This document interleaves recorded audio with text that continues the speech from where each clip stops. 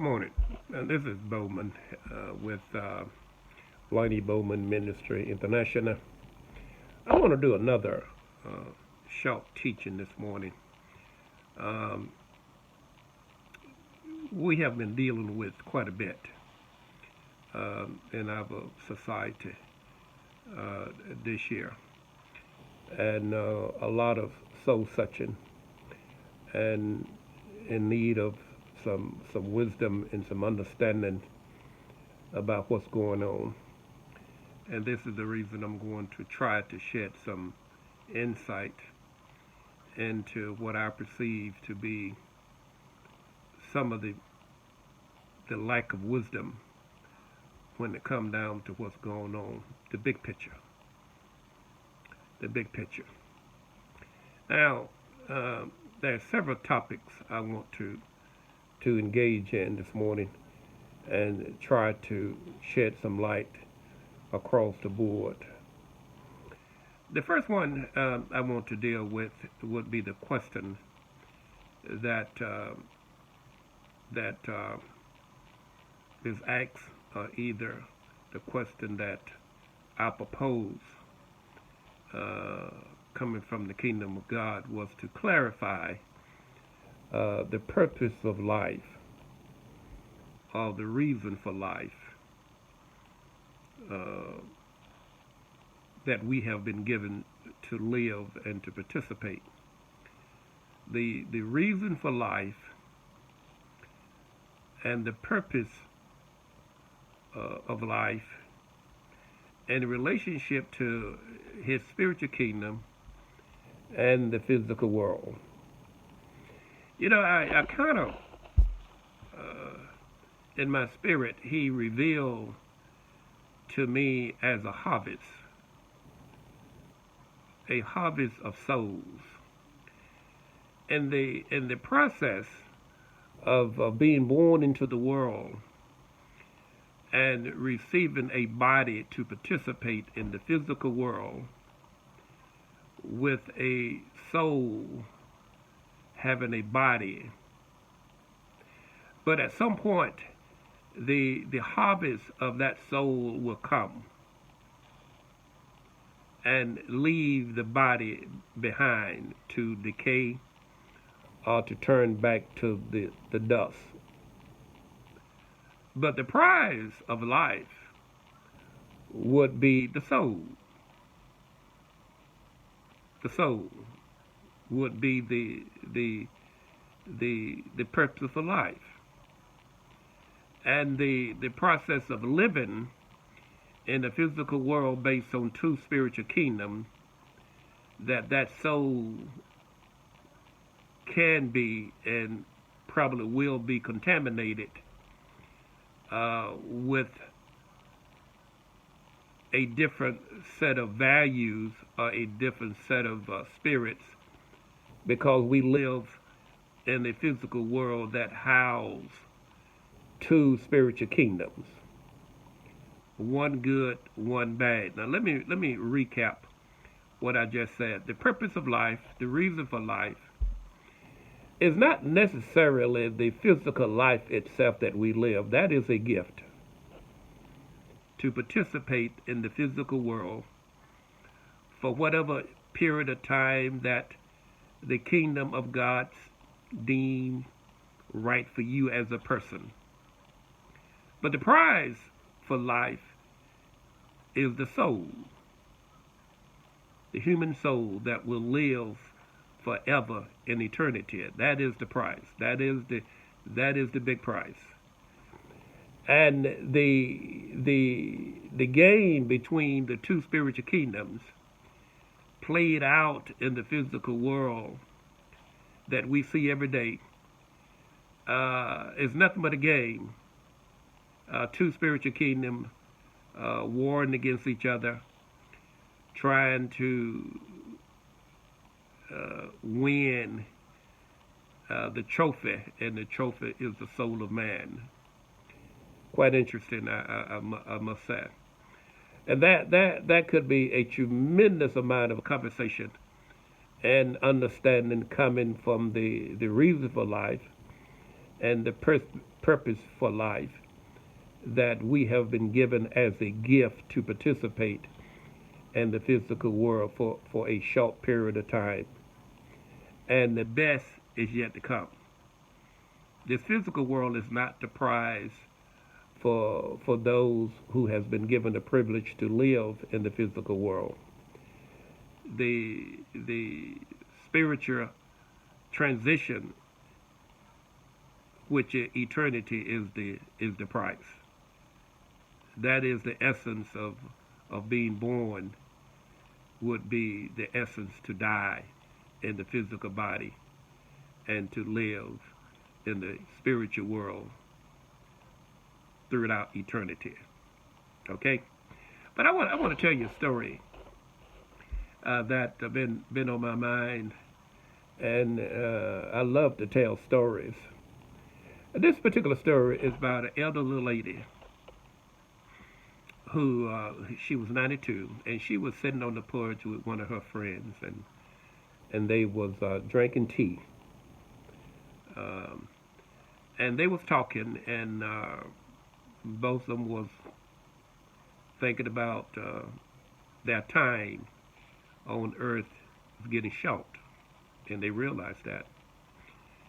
And one sister said to the other sister, said, "Child, you know, I hope when my day come and I make that transition from this physical life to the spirit realm, I hope I make it in."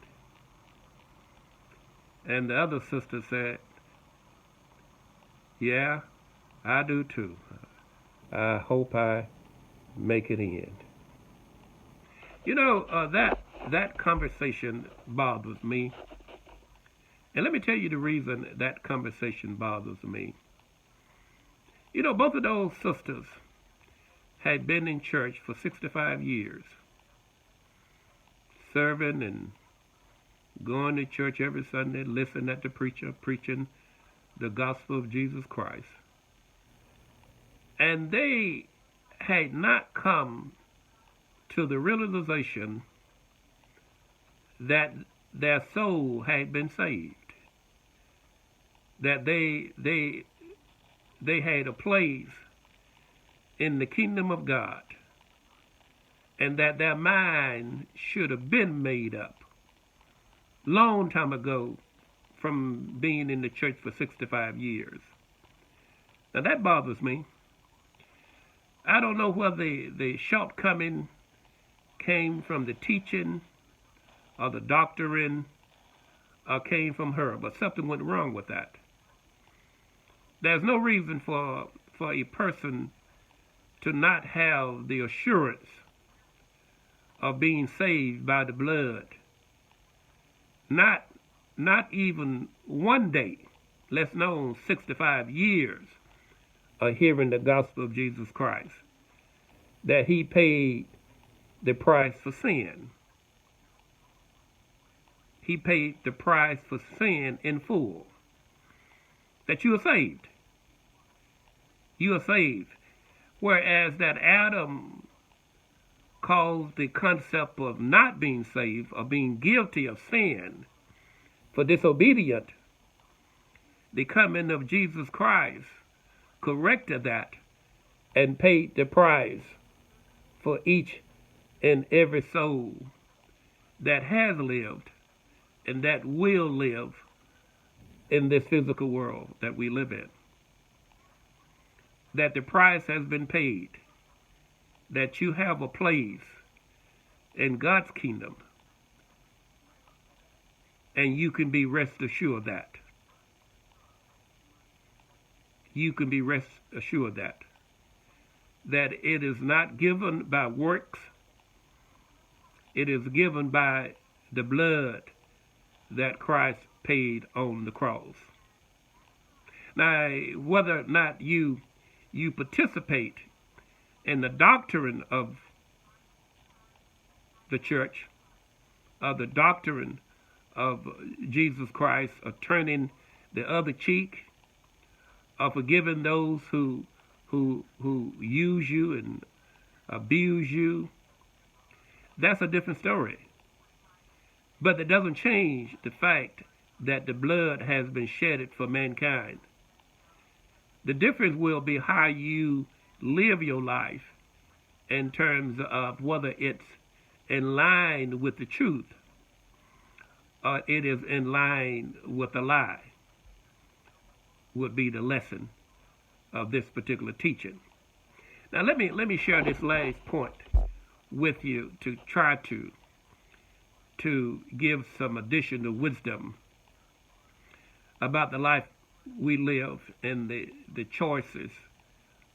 No, it's not choices, the influence of the two spiritual kingdom to believe or to act a certain way. The thought came up how we get all bent out of shape, and in the weakness of the flesh we should. That's the weakness of the flesh. Or it could be explained another way. It could be a lack of wisdom or the lack of understanding. We should. Because it is very difficult to turn the other cheek when you're being slapped. We like to live by the old principle, eye for an eye and tooth for a tooth. But the forgiveness of someone who abused you and to even kill you is a deeper principle that comes from the kingdom of God that very few receive in this world.